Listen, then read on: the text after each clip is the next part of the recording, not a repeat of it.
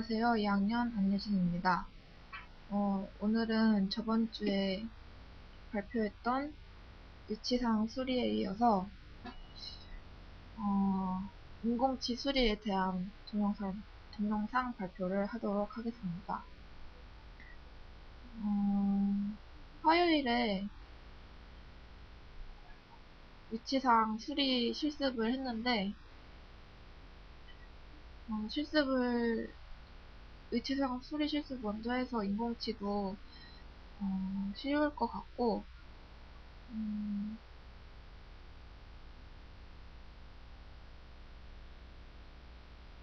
만약에 위치상이 파절이 되더라도 수리를 하면 볼 때는 티가 나더라도 매끄럽게 연말을 해서 매끄럽게 연결시켜주면 쓰는 데는 아무 지장이 없을 것 같아서 이것이 위치상의 장점이자 단점이라고 생각합니다. 그러면 2주차 인공치 수리 동영상 발표를 시작하도록 하겠습니다. 먼저 교수님의 말씀을 들어보겠습니다.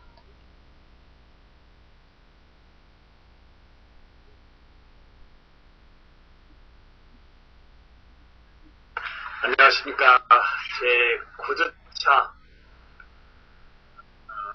학습 내용을 말씀드리도록 하겠습니다.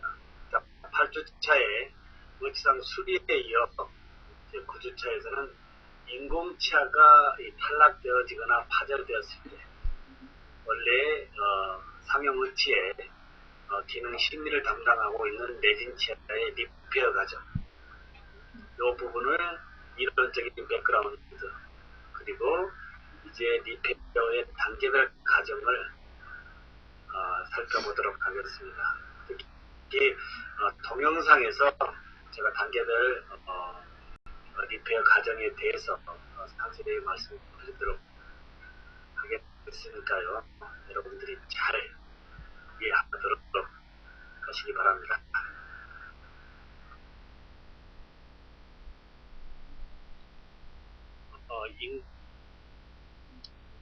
일단 인공치의 탈락과 파절 원인에 대해서 살펴보겠습니다. 첫 번째로는 레진치의 왁스 제거가 불충분했다. 두 번째는 큰 인공치, 치조제보다 너무 큰 인공치를 사용해서 치조제에 너무 가깝게 배열했을 때 파절 원인이 되기도 합니다. 그리고 세 번째로 레진을 전입할 때 전입 압력이 너무 클 때에도 인공치 탈락이 원인이 됩니다. 그리고 기공 과정에서 부주의가 있었거나 환자의 부주의로 떨어졌을 때 인공치 부분이 위치상에 깨질 수도 있지만 인공치가 깨질 수도 있습니다.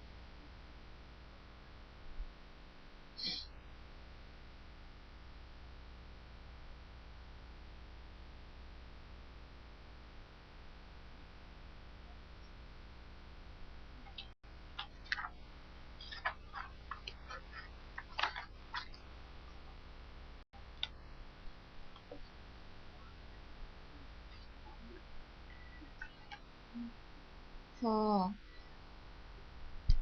위치상 수리할 때 중요한 점과 같이 인공치를 수리했을 때도 그 전에 위치상과 똑같은 위치상이 나오는 게 가장 중요하기 때문에 옆에 있는 탈락된 인공치 옆에 있는 인공치와 동일한 형태와 크기, 색상을 선택해서 수리해줘야 합니다. 그리고 구치부가 탈락되는 경우에는 교합기에 장착해서 교합 관계를 꼭 확인해줘야 교합에 무리가 없이 환자가 저작을 잘 할 수 있습니다.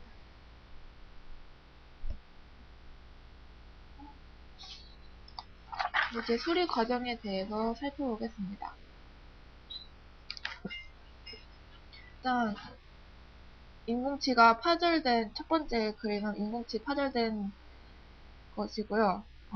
그 다음에 해야 할 것은 파절된 인공치 부위를 깨끗하게 새 인공치가 들어갈 부분을 깨끗하게 다시 다듬어 주는 일인데,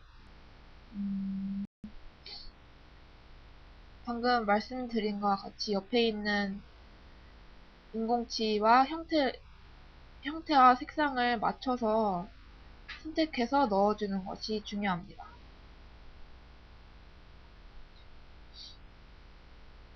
뭐 덴처버나 퓨저버로 다듬어 주면 되고요.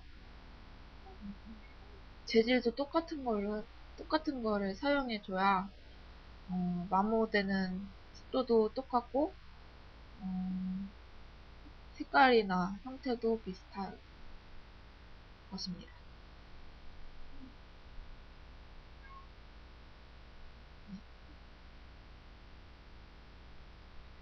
이렇게 왁스로 설측해서 왁스로 인공치 위치를 고정을 해주고, 다음에 퍼티로 인덱스를 체득을 하는데, 왁스로 인공치를 고정한 다음에 퍼티로 인덱스를 체득합니다. 그때 퍼티는 절단부와 내면의 위치상 변연부를 약간 덮어지도록 해줍니다. 그리고 지금 빨간 선으로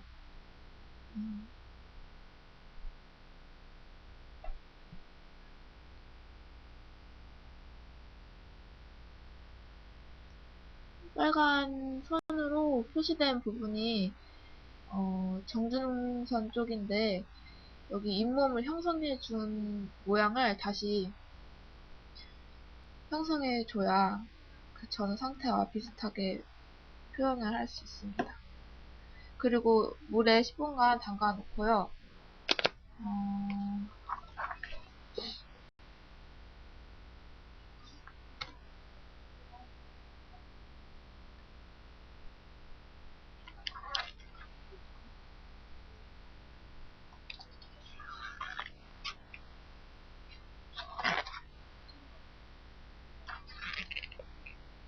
레진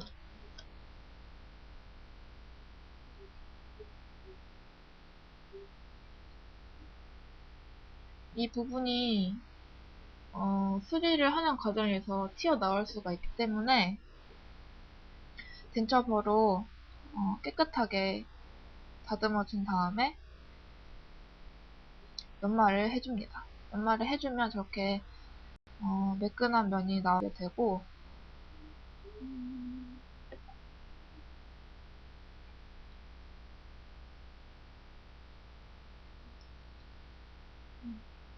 아까 이게 파절된 부분이었는데 이렇게 다듬은 다음에 마지막 그림은 거의 완성이 되어 가는 모습입니다.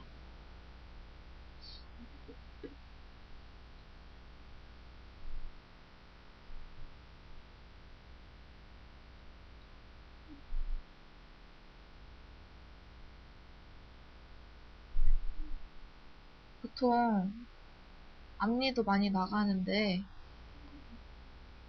앞니가 심리적으로 가장 제일 중요한 부위이기 때문에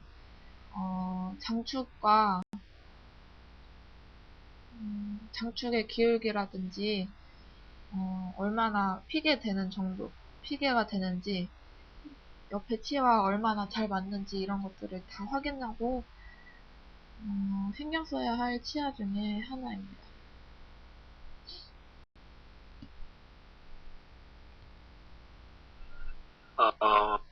안녕하십니까. 이번 9주차 강의에서의 이 동영상으로 실습의 전 과정을 요약해 보도록 하겠습니다.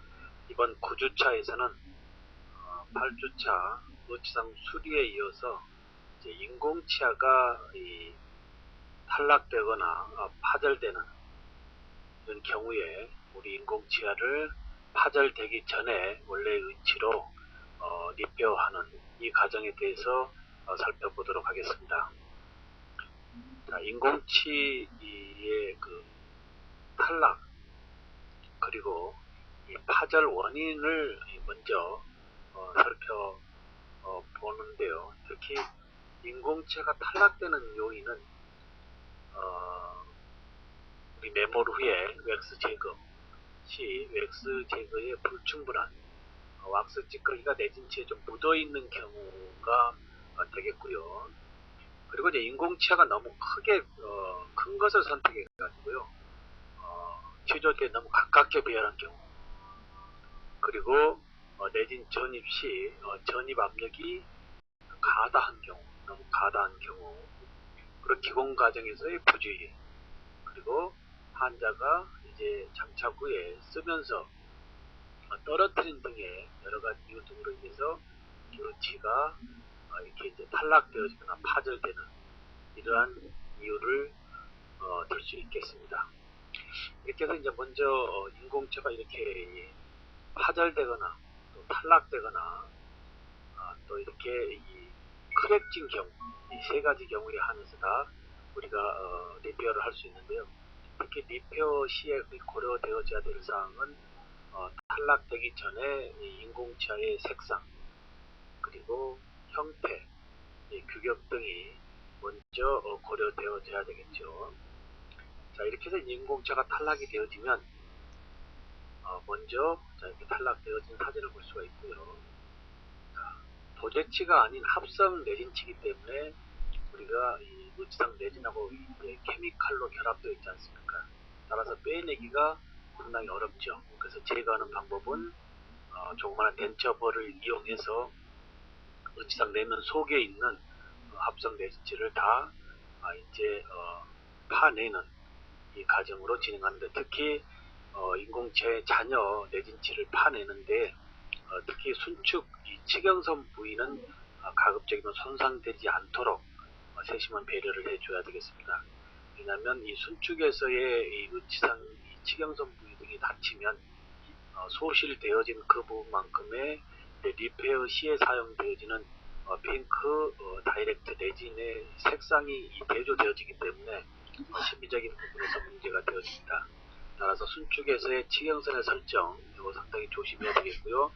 결합의 범위는 라비알 쪽이 아닌 링갈 사이드 쪽에서 튼튼하게 리페어를 해주는 것이 더 바람직합니다.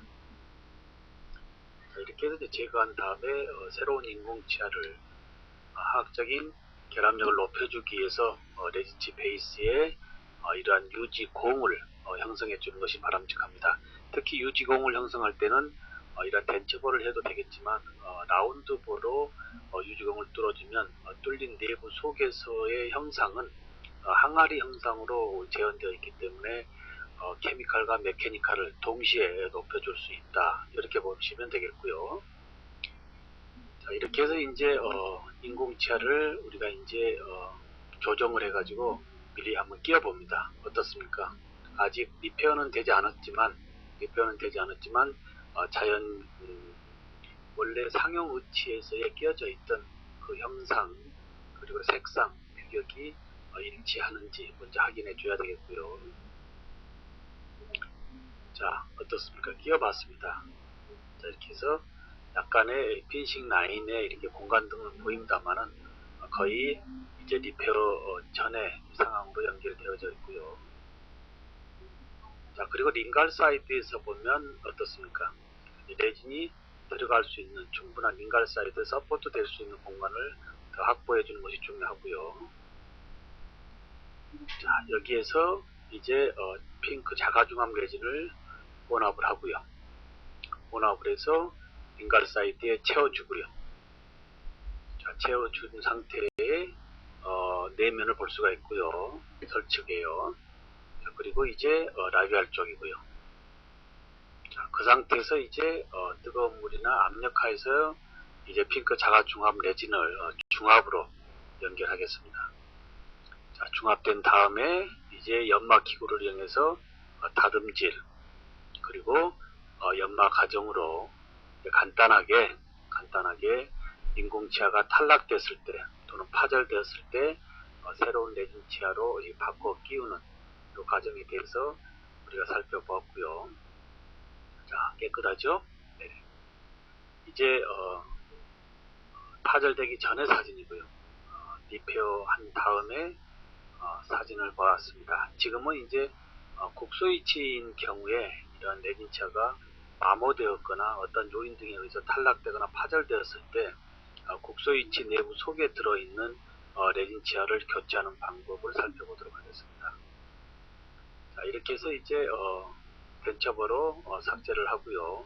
새로운 레진치아가 들어갈 수 있는지 확인을 하면 되겠고요. 자, 파내는 과정입니다. 벤처버로 파내고, 자, 깨끗하게 제거하고요. 그리고 이제 새로운 레진치아를 한번 끼워보는 가착을 시켜보고요. 가착시킨 후에 제자리 들어간 다음에 스티큐엑스로 위에 교환면 부위를 연결하면 실제 이 교환면 부분에서의 연결과 이 하부에서의 빈틈, 이 하부에서의 빈틈에만 자가중압 레진을 채우면 되겠죠. 자, 이렇게 해서 핑크 자가중압 레진을 이렇게 믹싱을 해서요. 자, 그리고 이제 베이스 부분에 기저면 부분에 레진을 주입을 하겠습니다. 채워주고요. 자, 채워준 다음에 이제 중압은 이렇게 채워진 상태의 라디알 쪽을 볼 수가 있고요. 그 다음에 이제 압력하에서의 중압을 유도하겠습니다. 특히 자가중압 내지는 중압의 방법이 실내 방치 또는 미지근한 물속에 또는 이렇게 압력의 온도와 물의 온도와 압력과 시간이 제공되어지는 이런 압력하에서 중압 방법 여러 가지가 있습니다. 그러면 세 번째 압력하에서의 중압의 방법이 기포라든지 내지는 중압의 강도라든지 이런 부분 등을 더 견고하게 얻어낼 수가 있습니다. 자, 이렇게 해서 이제 클래스프 덴처에서의 치아의 파절 탈락되었을 때의 교체 리페어하는 과정을 우리가 전 제작 과정을 살펴보았습니다. 특히 인공치아의 탈락이나 파절에서도 리페어 과정에서 신경 써야 될 부분의 키포인트라고 하면 무엇일까요? 탈락되기 전에 원래의 상형 의치에서의 제공되었던 레진치아의 규격 그리고 색상 그 다음에 형태 이런 부분 등이 거의 동일하게 제공되어졌을 때 파절 의치 전에서 우리가 기능적으로 또는 심리적으로 제공받았던 이런 부분 등이 우리가 소실되지 않고 그대로 연계 받을 수 있다 이렇게 살펴볼 수가 있습니다. 지금까지 이제 인공치아의 수리의 전 과정을 동영상으로 단계별 사진으로 우리가 살펴보았습니다. 구주차 학습 잘 하셨나요? 자, 구주차 학습 요점 정리 한번 해보도록 하겠습니다. 역시 구주차에서의 그 학습에서의 키워드 뭐라고 얘기할 수 있을까요? 8주차와 동일하게 이제 탈락되기 전에 인공치아의 형태, 규격, 색상과 일치하게 리페어 하느냐 이게 오늘 9주차의 학습 요점에서의 제일 중요한 키워드라고 볼 수 있습니다.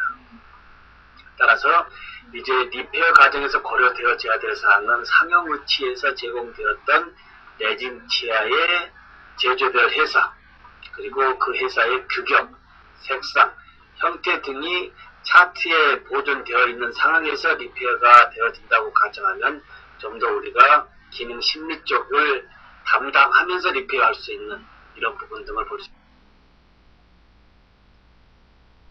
이렇게 제가 설명도 해보고 교수님이 요점해 주신 동영상도 한 번 더 보면서 요점 정리를 3번씩 하게 돼서 확실히 이해가 됐고 정말 제일 중요한 방금도 했지만 제일 중요한 요점은 그 파절되기 전과 동일하게 위치상도 그렇고 인공치도 그렇고 그 전과 동일한 상태를 재현해 주는 것이 가장 중요하다고 생각합니다. 이렇게 선행학습을 해서 다음 주에 할 인공치 수리 실습도